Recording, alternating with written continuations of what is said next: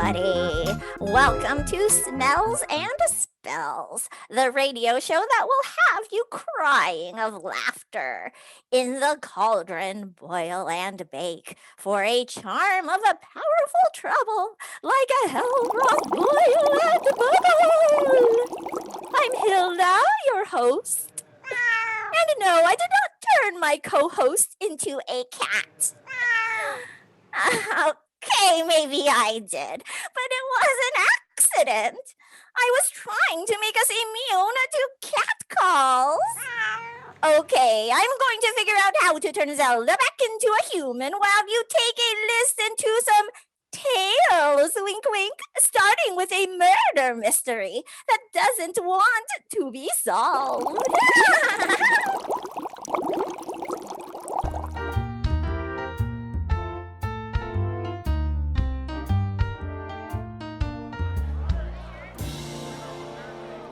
Ken, thanks for inviting me to meet at the park. It's been so long due to the pandemic. Good to see you too, Samantha. How have you been coping with quarantine? I started doing hot yoga with Ben to help our relationship. You know what they say, sweat is bonding. Of course. What about you? Have you picked up any hobbies during lockdown? I was writing a novel, but I stopped. Oh, why? I was writing a mystery book, but I had to stop because I couldn't figure out who did it. Oh, who did what? Who did the murder?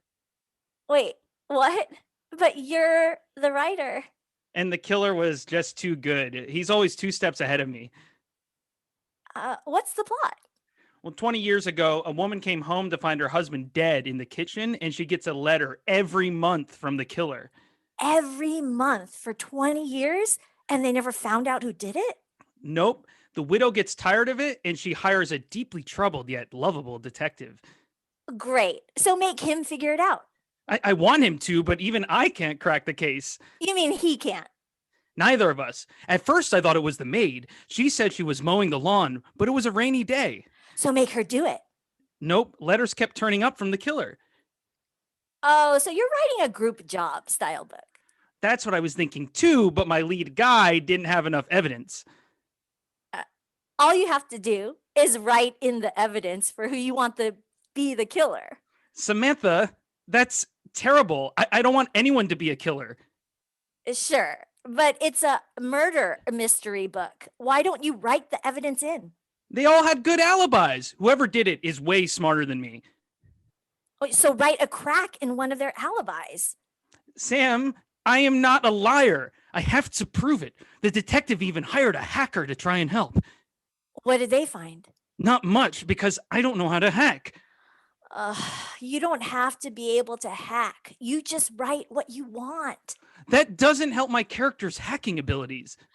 Maybe write motive somewhere in the dead man's backstory. How would I know? He was already dead by the time I started writing. Ken, it's a book. You are the writer. Yeah, that's why it's so embarrassing that I can't figure it out. Just go back to square one, make an outline and figure it out. It's not that simple. It has taken 20 years and I feel like I'm barely at the tip of the iceberg. Ken, just write a killer in. I can't do that. I know what I have to do. I have to turn myself in. What? Why? It all makes sense. The only reason I can't figure it out is because I did it, and I'm 2 steps ahead of myself. Ken, it's just a book. It may be a book, but I sure hated that woman. That's why I killed her idiot husband. This can't be real. Oh, it's real, all right. And I'll do it again. Yeah, I'll do it again because I liked it. I need that rush. The jig is up, Scarlsboro. We've got you surrounded. Put your hands up. You'll never catch me. Maybe I did it, but you'll never catch me. They got me good, Samantha. Tell the miss. Sending those letters meant everything to me. What a great writer.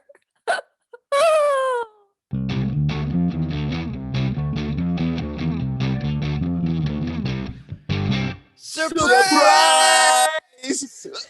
Okay, Matt. You can take off your blindfold now. Wow, you guys, what is this? It's your dadchelor party, duh. My dadchelor party?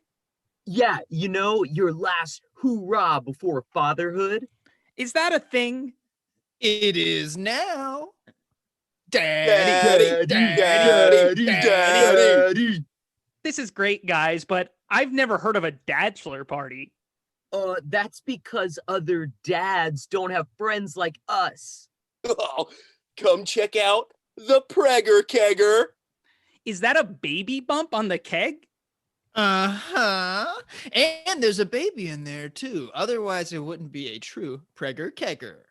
And whoever gets the baby buys the next keg. Matt, why don't you give it a try? Come on, pound that beer like it's your wife pounding your load. Daddy. I think I'll pass. I feel a little uncomfortable drinking out of a pregnant keg. Womp womp. Okay, let's start with your gift then. Here, open it. It's the ultimate daddy tool belt. Daddy.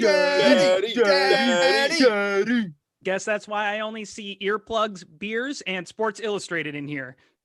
Those are subscriptions to the Beer of the Month Club and Sports Illustrated. Do you prefer Playboy? No, that's not what I mean. I was just expecting to see baby stuff in here. Diapers, bottles, a spit up towel. That's mommy stuff. Yeah, and we clearly said it's the ultimate daddy tool belt. It's great. We knew you'd like it. Let's eat, shall we? Hey, Matt, come here. You're gonna love this spread, okay? It's all baby themed. Baby themed? Yeah, look. Okay, we've got babies in a blanket, aka pigs in a blanket, with eyes and little beanies on their head. They look so lifelike. Yeah, and over here we have some newborn deviled eggs. Don't they look just like newborns in their cradles? Yes, it's frightening. All right. And lastly, we have for dessert, dirty diapers. But instead of shit, it's really just melted chocolate. Okay, yeah, I get it. No need to explain. Why don't we skip the food? Okay. I have something you can't say no to. All right, let's play pin the sperm on the egg. Great idea. Okay, guys, here's how it goes. After you're blindfolded and spun 3 times, you have to pin the sperm as close to the egg as possible. Matt, why don't you go first? Okay. Oh, hey, okay. Whoa, easy there, guys. Oh. Way off. That's the butt. Okay, gross. Let's be mature about this, shall we? Why are you being such a dad? Here, give me that jizz. Nick. Bullseye! I just nailed that ovary with my cum. Oh, man, with your tendency for one-night stands, better hope IRL your seed isn't as precise. Okay, very mature, guys. I was so excited to spend time with you, but this is too much. We're not in college anymore, and parenthood is serious business. Maybe you're right, but you're not a father yet. Nick, dim the lights. Hello, Daddy. Oh my gosh, is that a stripper dressed as a baby? Yeah, isn't it great? Daddy, I've been a bad baby.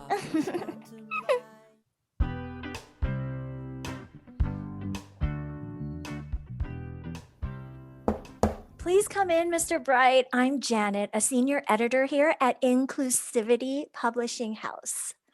And I'm Dan, Janet's associate editor. Nice to meet you both. Please call me Joe. Let's jump right into it, Joe.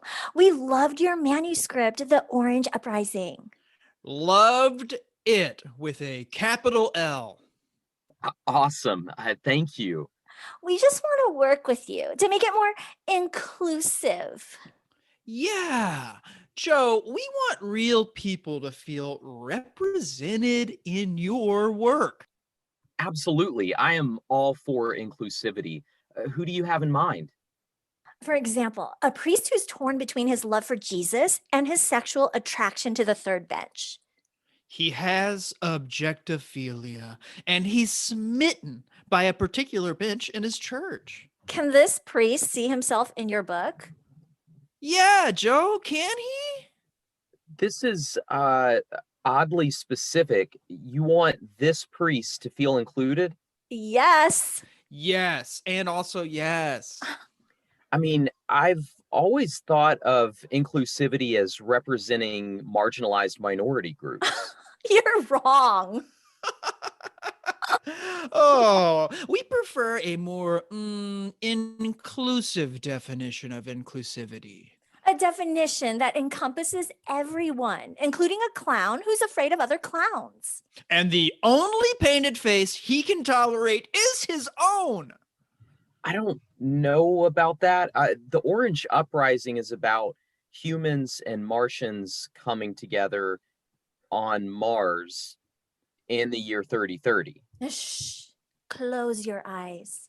Yes, close your eyes, Joe. Now, think of a Japanese fisherman. Hiroshima happens, killing all the fish, forcing him into the Yakuza criminal enterprise. He rises up the ranks.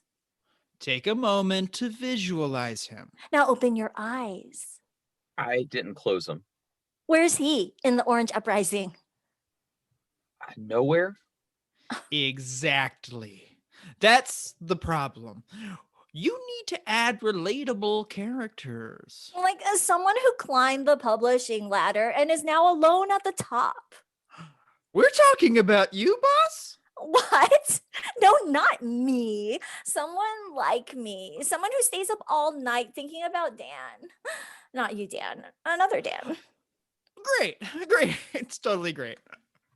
That might be hard to add, but hey, I will look into it. Just listen. She realizes that she's so high up the ladder that no one, not even Dan, can reach up to go down on her. Oh, I love it. Good. Well, we can work on that. So you are buying my book? No, we're going out of business. Yeah, we're real broke. So broke. We got no money. Help us.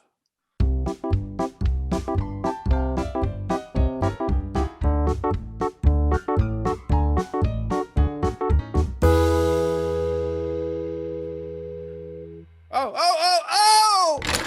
Jenga! Jenga! Man, it's really great we could all set aside some time to hang out with just the guys. Yeah, it's been too long.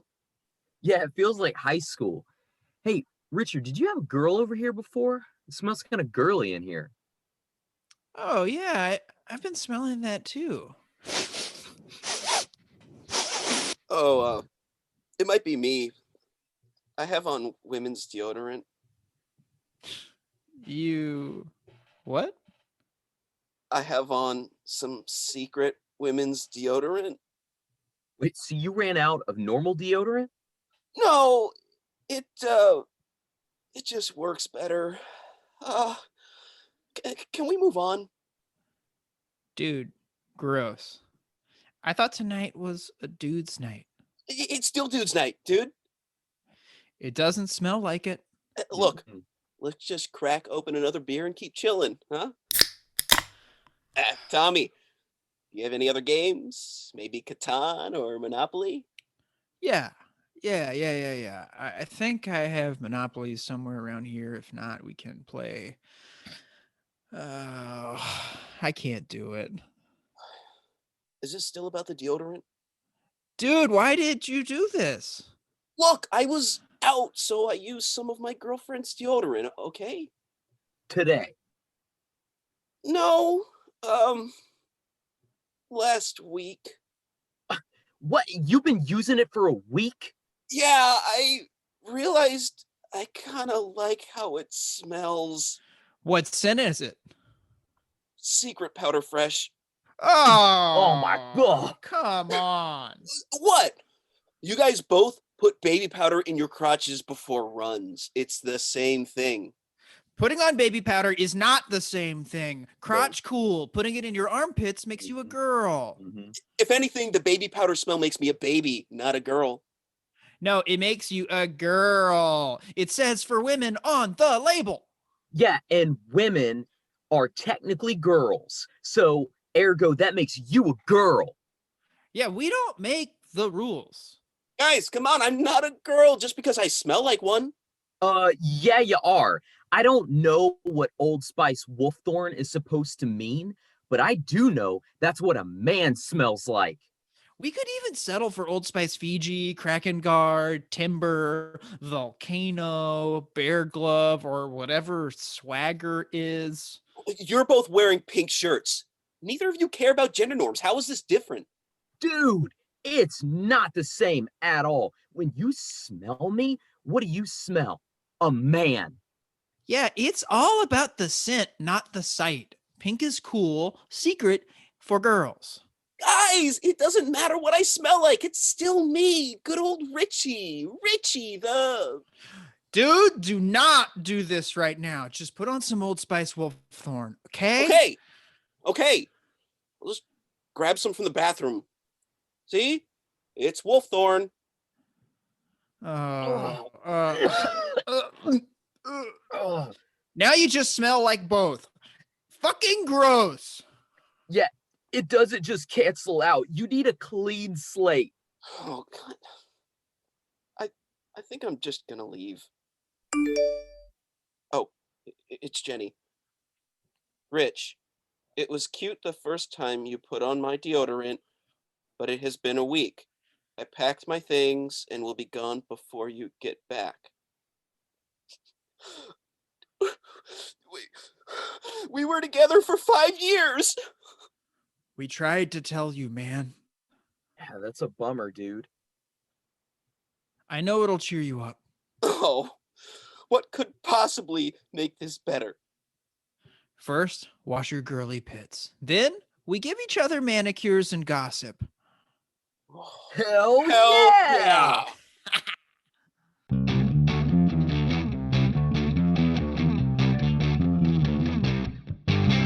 Welcome back, viewers. Let's continue in our witchy show, shall we? Fillet of a funny snake in the cauldron, boil and bake for a charm of powerful trouble, like a hell-broth, boil and bubble. This smells like Old Spice swagger. Zelda's not a boy, so this is definitely not going to work. Let's take a commercial break while I try a different smell. From the publishing house that brought you the best-selling murder mystery novel, The Author Did It, and the sci-fi saga, The Orange Uprising, comes a new self-help book, Somewhere Someone Loves You. Somewhere Someone Loves You is a list of all the people that might love you. Chapter 1 includes maybe your dad, maybe your mom. Chapter 8, maybe your first grade teacher, maybe your high school friend. Chapter 42, maybe the person in front of you at the grocery store. Have you asked him? You never know. Now available at your favorite bookstore or online retail for $9.99 plus tax. The audio version will be available soon, read by Morgan Freeman. Might Morgan Freeman love you? Find out in chapter 153.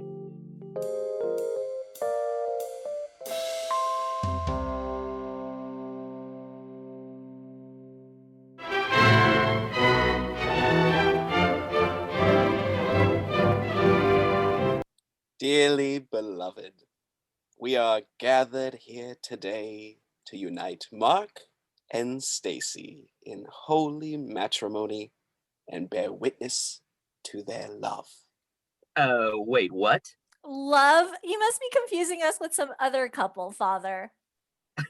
Yeah, we don't love each other. No. But you're getting married. So what? Yeah, people get married for all sorts of reasons. What? What are you saying? You can always get a divorce, but if you're 35 and not married, what's the point? Yeah, you have to go through at least one marriage by your mid-30s. No offense, father. But that's wrong. Wrong? There is nothing wrong with two people compromising. Instead of living in some la la land. Oh, look, here's a knight in shining armor. And there, a unicorn farting rainbows. You two are the worst couple ever. Marriage is sacred. I am sorry. I cannot go through with this. Mark, like I said, we should have married at City Hall. Sorry, Stace, you're right. A judge understands that marriage is just a contract. Exactly. They don't treat it like a precious Fabergé egg filled with unobtainium. Friends and family, change of plans, City Hall in half an hour. Sounds great. But what about the gifts we left at the door? I brought a toaster. Same here. Hey, I brought a toaster too. Jesus Christ, just leave the toasters. We'll grab them later. We want them. City Hall! City Hall! City Hall! City Hall! Do you miss your summer smell? Are you tired of deodorants that mask your musky scent? Try Naturel Deodorant, the deodorant that embraces your natural aroma. Now in sticky sweat, meaty sweat, and blood. Say goodbye to artificial fragrances and say hello to Naturel Deodorant. Ew, you smell rancid. Thanks. It's Naturel Deodorant. Wasn't a compliment.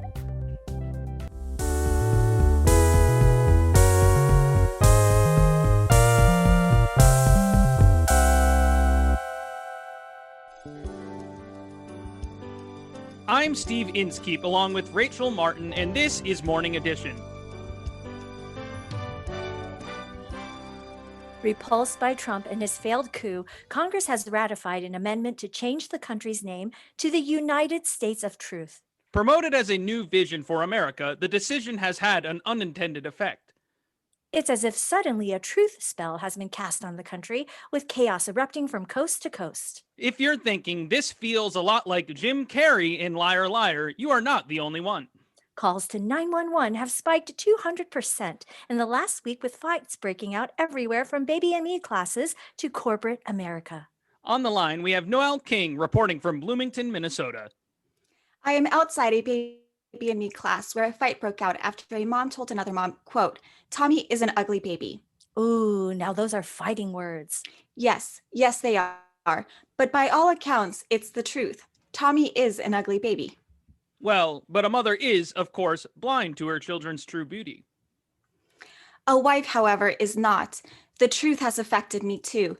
This morning, I told my husband that Matthew McConaughey is cuter than him. Can you believe he cried? How pitiful. On the bright side, with the country now called the United States of Truth, the fragile male ego has been laid bare.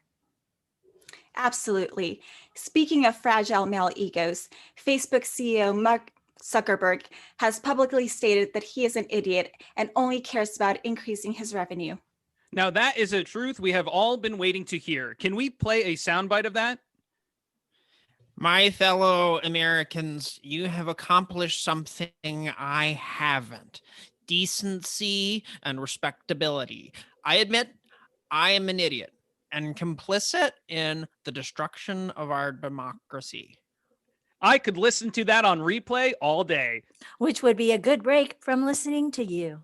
Oh, the truth comes out. I knew I annoyed you. Just your voice. We have breaking news from Yellowstone National Park, where tragedy has struck. Reporting live from the scene is Scott Simon.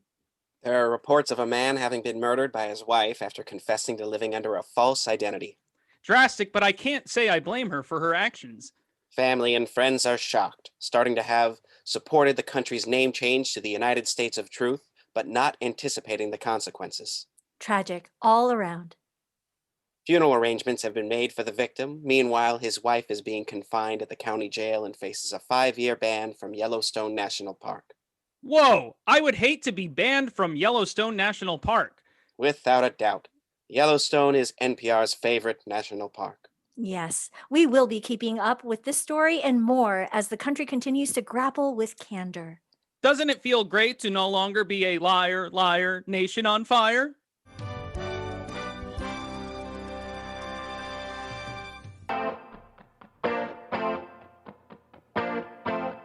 You love our classic light beer. Cracking open an ice cold beer. And one of your friends is about to become a dad. Party hard while your buddies are here. Why not treat him to our all-new Bud Light Pregger Kegger, the first keg made specially for dads to be. Open the Pregger Kegger and let it flow. The only keg with a baby inside of it. Get yours today. Pound it like your wife pounds your load. That's right, it's a real baby. Welcome to a new episode of Disease, a Deeper Look. In this episode, we study the C word, short for critical thinking disease. I'm your host, Sam Samuel. I started my investigation with Dr. Mark Major, the leading infectious disease expert from UCLA. Dr. Major, how did the critical thinking disease start? Critical thinking is not a disease. But my cousin Alice caught it and got expelled from our commune, the correct track? Do you live in a cult? No, I live in a commune that has its own guru. Oh, sounds like a cult. Do you need help? Science had nothing to say, but I decided to give it another chance. I talked to Dr. Jack Jackson, a hereditary disease expert from Johns Hopkins. Dr. Jackson, would I have critical thinking disease if my cousin Alice has it? Critical thinking is not purely genetic. Many factors are involved. So no chance I will steal the town van and get all the commune kids to a vaccination center like she did? Slim to none. Great. So how did critical thinking start? Did someone have sex with a smart monkey? Son, are you okay? Do you need help? Scientists didn't give me answers, so I turned to Guru Wisdom, the spiritual guide of my beloved commune, the correct track. Guru Wisdom, how does one get critical thinking disease? Critical thinking is alien demons from Jupiter trying to possess your mind. That sounds scary. Incredibly scary. You saw what they did to your cousin. Yes, Alice lost everything. Because she allowed the Jupiter demons to take over her brain, replacing all the Martian angels. Oh, wow. It's so horrible. But is there a cure from this demonic infection? I sat down with Amanda Andrews, a human rights activist who was treated in various Middle Eastern and African countries. Her treatment included being locked up in a confined space with limited movement. I was in prison. Did prison cure you? You are such a moron. At the end of my journey, I am not closer to finding answers, yet I'm starting to think that maybe Alice is right. Maybe I should leave the correct track. I'm afraid that I caught the critical thinking disease. On our next episode of Disease, a Deeper Look, we will discuss imagination. How is it ruining your life, and how to get rid of it?